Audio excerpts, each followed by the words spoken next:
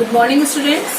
हमने अपने पिछले लेक्चर में शब्द और पद पढ़ा था, जिसमें हमने पढ़ा था शब्द क्या होते हैं। शब्द होते हैं वर्णों का सार्थक समूह, मतलब वर्णों का समूह जो सार्थक भी हो, जिसका भी अर्थ निकलता हो, वो होते हैं शब्द। फिर हमने पढ़ा पद। पद क्या होते हैं? जब शब्दों का प्रयोग हम वाक्य में करते हैं तो वो बन जाते हैं पद।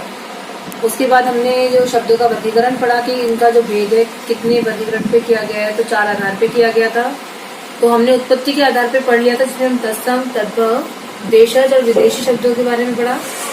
तो तत्सम शब्द क्या होते हैं? तत्सम शब्द होते हैं वे शब्द जो संस्कृत भाषा से लिए गए हैं, बिना किसी बदलाव के जो का त्यों लिए गए हैं, वो होते हैं तत्सम शब्द। तद्भव शब्द क्या होते हैं? तद्भव शब्द होते हैं वे शब्द जो संस्कृत भाषा से लिए गए हैं, लेकिन जिनका की हिंदीकरण कर दिया गया है, मतलब जिनमें बदलाव के साथ इनका प्रयोग किया गया है, वो होते हैं तद्भव शब्द।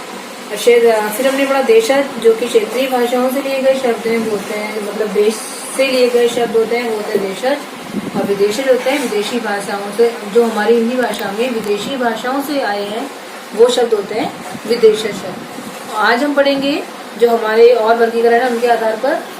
तो हमारा पहला है दूसरा है प्रयोग के आधार पर। हम पढ़ेंगे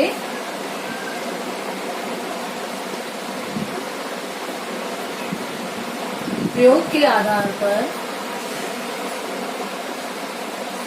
इसमें कौन सा है?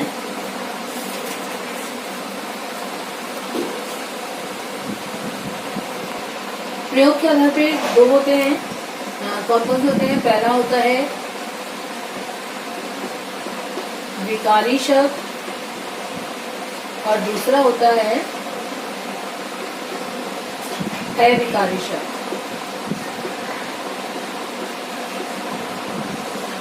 प्रयोग के आधार पर 2 होते हैं, विकारी शब्द और अविकारी शब्द। तो पहला होता है विकारी शब्द। विकारी शब्द क्या होते हैं? विकार शब्द होते हैं, विकार का अर्थ होता है, मतलब जो विकार है इसका अर्थ होता है परिवर्तन।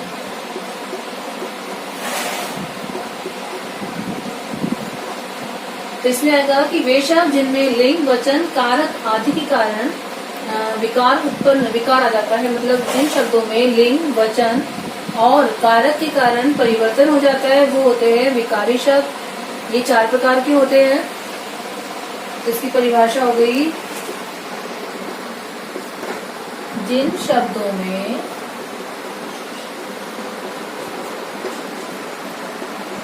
लिंग, वचन, कारक के कारण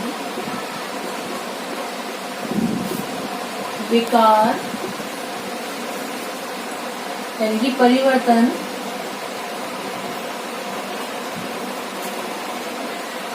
आ जाता है, वे होते हैं, वे विकारी शब्द कहलाते हैं। शब्द होते हैं। तो विकारी शब्द 4 होते हैं। कौन कौन से होते हैं? पहला होता है संज्ञा, दूसरा होता है सर्वनाम, तीसरा है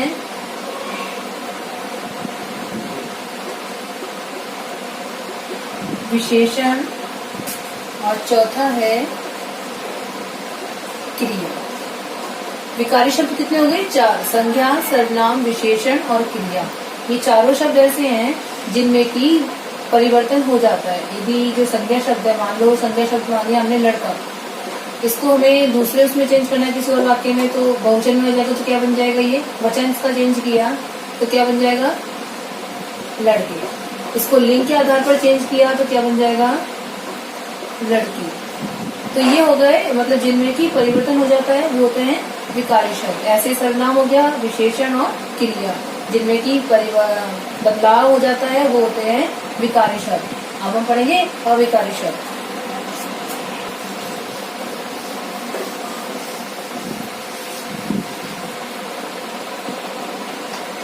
अविकारी शब्द क्या होते हैं?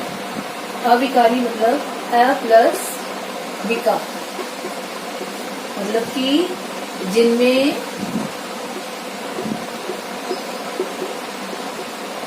परिवर्तन ना हो। पहला हमने पढ़ा विकारी, जिनमें परिवर्तन होता है मतलब बदलाव हो जाता है।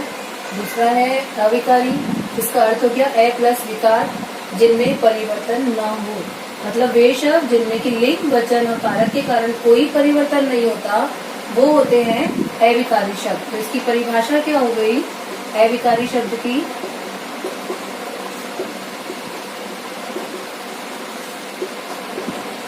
जिन शब्दों में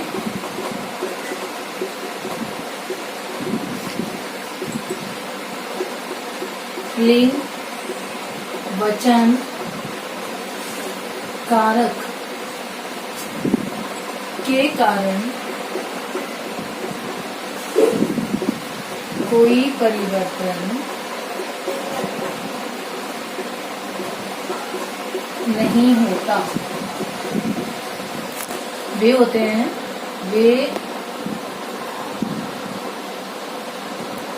अविकारी शब्द कहलाते हैं।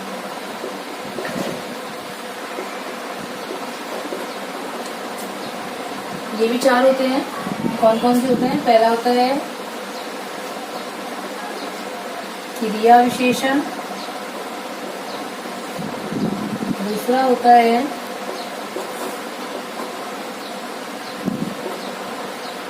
संबंध बोधक, तीसरा है समुच्चय बोधक और चौथा है विस्मय आदि बोधक।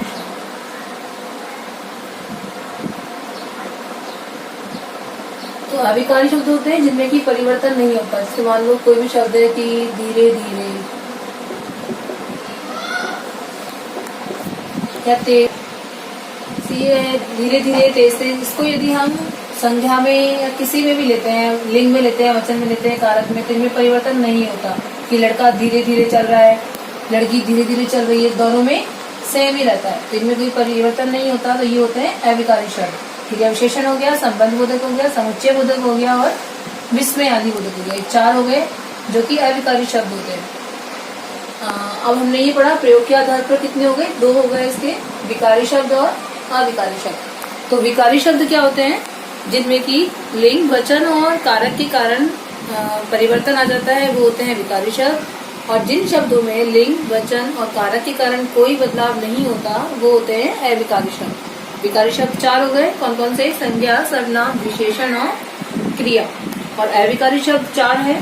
कौन कौन से हैं? क्रिया विशेषण, संबंध बोधक, समुच्चय बोधक और विस्मय आदि बोधक। अब हम पढ़ेंगे आगे रचना के आधार पर।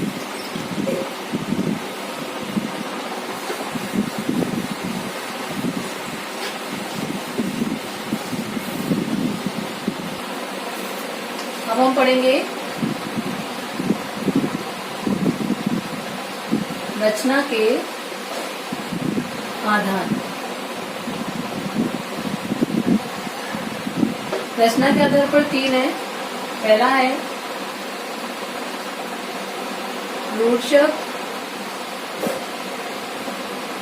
दूसरा है यौगिक और तीसरा है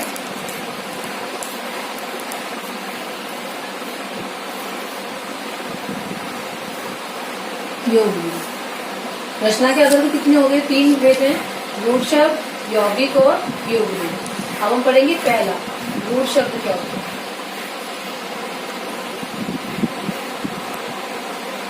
रूढ़ शब्द होते हैं वे शब्द जिनके खंड मतलब जिनको हम यदि अलग भी करते हैं तो अलग करने पर उनका कोई भी अर्थ नहीं निकलता। मतलब जो खंड करने पर या अलग करने पर या तोड़ने पर उनका कोई भी अर्थ नहीं निकलता, वो होते हैं रूढ़ शब्द। जैसे कि मान लो घर है, एक शब्द है घर, इसको यदि हमने किया अलग अलग घ प्लस रै, इसको अलग करने पर इन दोनों का कोई भी अर्थ नहीं निकल रहा, ये अर्थहीन हो गए।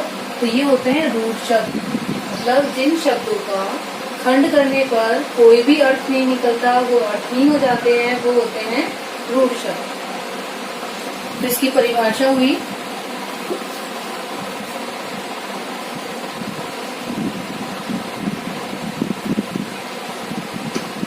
वे शब्द जो परंपरा से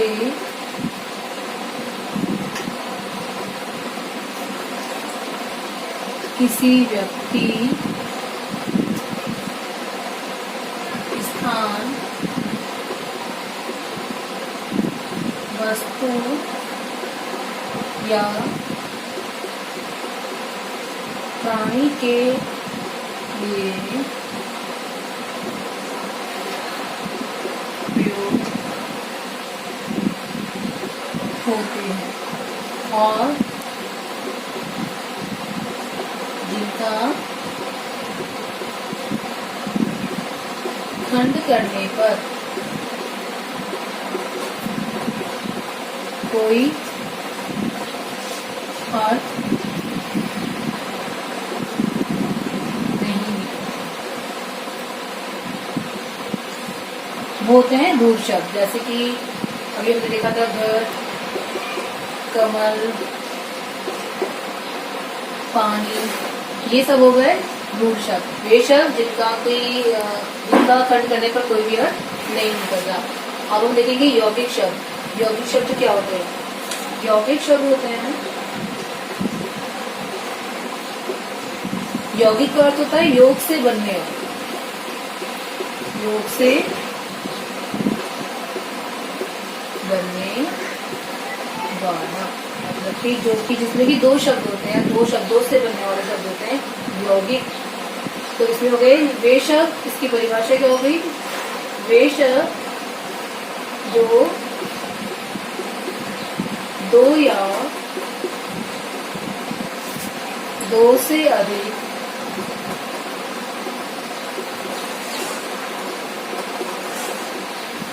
शब्दों के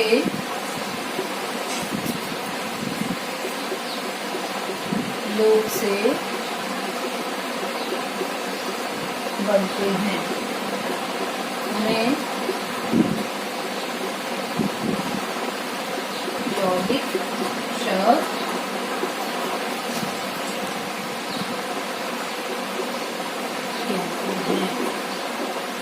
मतलब यौगिक का शब्द क्या हो गया? योग से बनने वाला। तो यौगिक शब्द क्या होते हैं? वे शब्द जो दो या दो से अधिक शब्दों के योग से बनते हैं, वो होते हैं यौगिक। और यदि इनका हम खंड भी करते हैं, मतलब इनको अलग भी करते हैं, तो दोनों शब्द का अलग अलग अर्थ निकलता है। ये होगा यौगिक शब्द।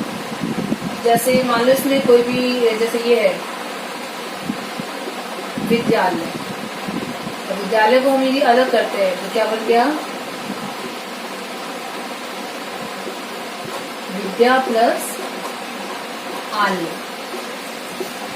दो शब्द निकल गए इसमें और दोनों के अलग अलग निकल रहे हैं। विद्या मतलब ज्ञान और आद्य मतलब स्थान, मतलब जो स्थान जो जहाँ पे ज्ञान मिलता है, तो ये हो गया विद्यालय। तो ये हो गए यौगिक शब्द। तो यौगिक शब्द क्या होते हैं? वे शब्द जो कि दो शब्दों के योग से बने, दो शब्द ये हो गए, इसके योग से बनाए, ये हो गया यौगिक शब्द। और इनको यदि अलग करते हैं तो दोनों शब्दों का अलग अलग अर्थ निकलता है, वे होते हैं यौगिक शब्द। अब पढ़ेंगे हम योग रूढ़ शब्द।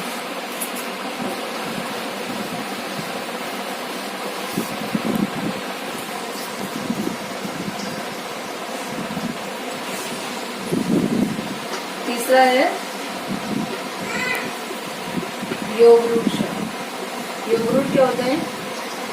योग प्लस रूढ़, मतलब योग से बने हुए रूढ़ हो गए शब्द। तो ये क्या हो गए? वे शब्द जो यौगिक होते हैं परंतु एक विशेष अर्थ के लिए रूढ़ रहते हैं, मतलब यौगिक भी होते हैं, फिर दो शब्द आपस में मिलते हैं, लेकिन इसका तीसरा अर्थ जो निकलता है वो क्या हो जाता है? वो रूढ़ बन जाता है। तो ये हो गए योग रूढ़ शब्द। इसकी परिभाषा क्या हो गई?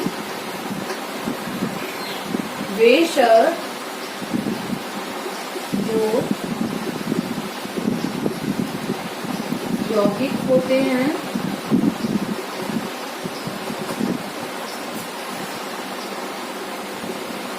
परंतु एक विशेष अर्थ के लिए रूढ़ हो जाते हैं, वे कहलाते हैं योग रूढ़ शब्द। जैसे मान लो दशानन। अब ये जो शब्द है ये दो शब्दों से मिलकर बना है। 10 है आनंद जिसके, दो शब्द हो गए। अब इन दो शब्दों से जो इसका अर्थ बना है, क्या 10 है आनंद से कौन है वो? रावण। अब ये क्या हो गया? रूढ़। तो दो इसकी परिभाषा क्या हो गई? वे शब्द दो पर एक विशेष अर्थ के लिए रूढ़ जाते हैं। दो शब्दों से मिलके तो बनता है, लेकिन एक जो इनका अर्थ विशेष अर्थ जो निकलता है वो रूढ़ हो जाता है। वो होते हैं योग रूढ़ शब्द। जो हमने समास में पढ़ा था बहुव्रीहि समास, वो भी इसी के अंदर आता है, योग रूढ़ के अंदर, कि जिसमें दो शब्द होते हैं और जो उनका विशेष अर्थ निकलता है वो रूढ़ बन जाता है। ये होते हैं योग रूढ़ शब्द। रचना के आधार पर पढ़े 3 इसके भेद: रूढ़ शब्द, यौगिक और योग रूढ़ शब्द। रूढ़ शब्द क्या होते हैं? वे शब्द जिनका खंड करने पर कोई भी अर्थ नहीं निकलता, वो होते हैं रूढ़ शब्द। यौगिक शब्द होते हैं दो शब्दों से मिलकर बने शब्द और जिनका यदि हम खंड करते हैं तो दोनों का अलग अलग अर्थ निकल जाता है। तीसरा हमने पढ़ा योग रूढ़ शब्द। योग रूढ़ क्या होते हैं? वे शब्द जो यौगिक होते हैं, मतलब दो शब्दों से मिलकर बनते हैं और जिनका विशेष अर्थ निकलता है वो रूढ़ होता है, वो होते हैं योग रूढ़ शब्द। जो बहुव्रीहि समास होता है वो किसके अंतर्गत आता है? योग रूढ़ के अंतर्गत ही आता है। जैसे कि नीलकंठ, नीला है कंठ जिसका, अर्थात शिव जी। या दशानन, 10 है आनंद जिसके, अर्थात रावण। ये सब किस में आएंगे? योग रूढ़ शब्द में। अब हम पढ़ेंगे इसके बाद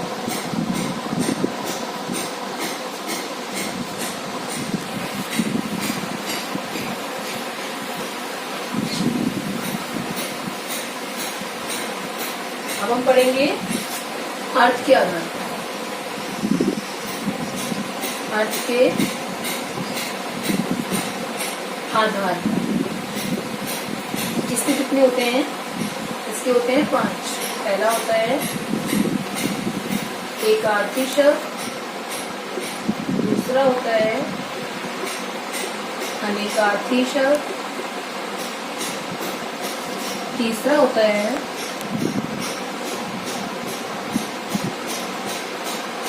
पर्यायवाची, चौथा है विपरीतार्थी और पांचवा है श्रुति सम।